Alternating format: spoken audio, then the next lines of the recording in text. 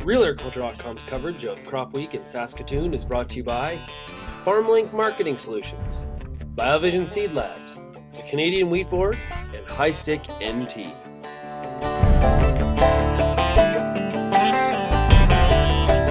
We're joined right now on RealAgriculture.com by the CEO of the Canadian Specialist Crops Association, Gordon Bacon. Welcome today, Gordon. Thank you very much.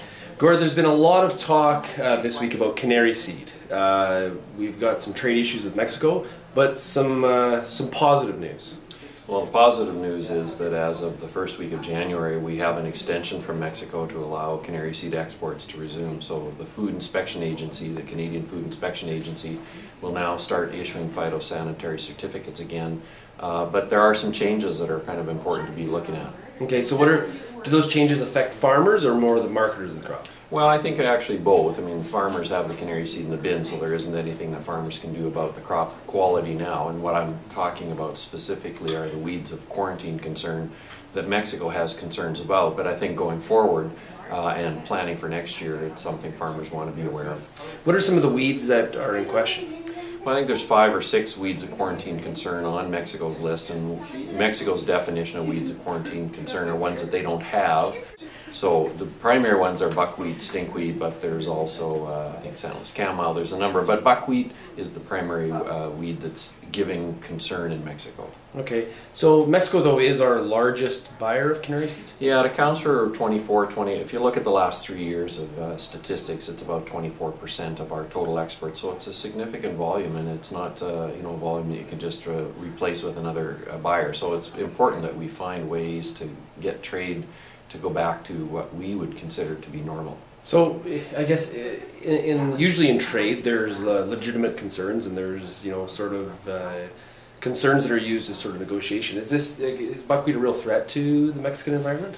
Well, it's not so much what I think or what Canadians think about it. This is Mexico's right to have policies in place that address weeds of quarantine concern, and frankly, we can question some of the risk analysis that they've done. We can question whether there aren't other options available to them, but at the end of the day, it really is up to whatever the Mexican government decides they want to do, and if we want to export, we have to conform to that. Now, we're going to continue to work with the Mexicans to try to come up with solutions that work for both people, because if you have an exporter who can't meet the requirements of an importing country, well, trade's going to stop, and Mexico wants canary seed from Canada, so we just have to continue to work together to get to the point where we have a solution that's more workable than what we have right now. Is this a scenario that if Canada had a low-level presence policy that it would fit under that, or is this something totally different?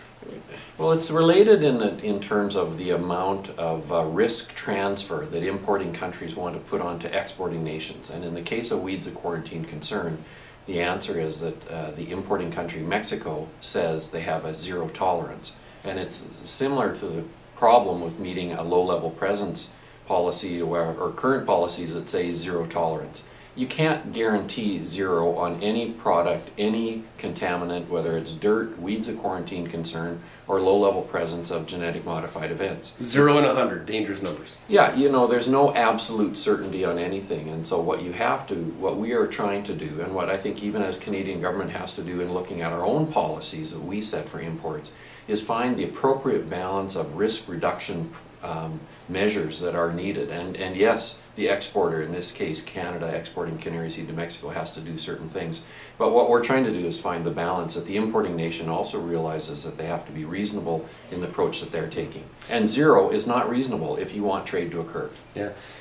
Going back to an example that I'm very familiar with, which was the beef situation with BSC in the U.S. When the U.S. reopened the border to Canadian beef, there were some strings attached, or it wasn't back to the way we used to know it. Is that the case in this situation as well? It is the case. Mexico will allow imports to resume. Mexico will test every shipment, every car of canary seed that goes to Mexico, and will analyze it for weeds of quarantine concern. And if they find weeds of quarantine concern, the product is either going to have to come back to Canada or will go into a Mexican plant for further cleaning. Gord, thanks a lot for joining us today, and we'll talk to you soon.